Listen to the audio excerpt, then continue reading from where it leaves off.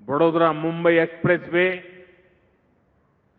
Dedicated freight corridor और bullet train जैसे project Bharat की इसी प्राथमिकता को दर्शाते हैं।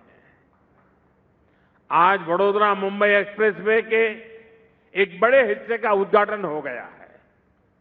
ये देश के दो बड़े इंडस्ट्रियल और ट्रेड सेंटर्स को और बेहतर कनेक्टिविटी देगा। साथियों, हमारा प्रयास सबको जोड़ने का है, सबको समान अवसर और सुविधा देने का है। दूर सुदूर के इलाके, आदिवासी क्षेत्र, जिन तक सुविधाएं नहीं पहुंची, उन तक आज आधुनिक कनेक्टिविटी पहुंच रही है।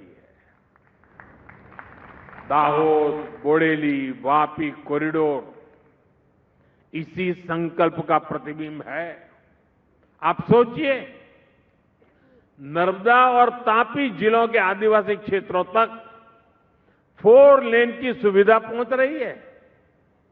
इससे यात्रा का समय बहुत कम होगा, किराया भाड़ा कम होगा, यानी आदिवासी और ग्रामीण क्षेत्रों के लोगों को पढ़ाई, दवाई और कमाई की बेहतरीन सुविधा मिलेगी।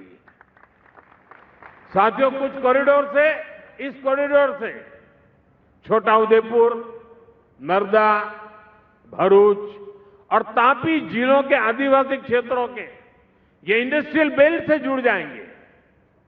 इससे दक्षिण गुजरात के आदिवासी क्षेत्रों में टूरिज्म को भी बल मिलेगा। स्टैच्यू ऑफ यूनिटी, सापुतारा और आसपास के पर्यटन स्थलों तक पहुंचना बहुत आसान हो जाएगा। साथियों, आज यहां सूरत में एक आधुनिक ईएसआईसी अस्पताल का भी लोकार्पण हुआ है। यह अस्पताल हमारे श्रमिक भाई बहनों और उनके परिवारों के लिए बेहतर स्वास्थ्य सेवाओं का नया केंद्र बनेगा। दूसरे राज्यों से जो साथी यहां रहने आए हैं, रोजगार करने आए हैं, उन्हें भी इस अस्पताल से बहुत मदद मिलने वाली है।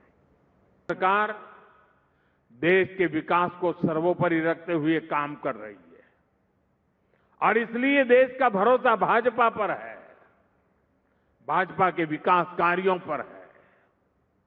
इसलिए देश की जनता बार बार भाजपा को जनादेश दे रही है। हाल में ही हुए बंगाल के चुनाव,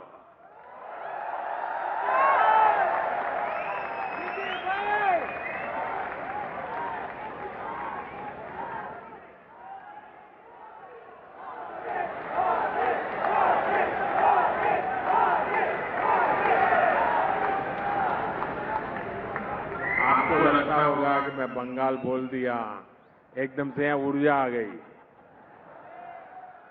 लेकिन मेरा अनुभव था, मैं पिछले दिनों 5 देशों की यात्रा पर था। वहां भी बंगाल बंगाल चल रहा था। हर कोई बंगाल की चर्चा करता था।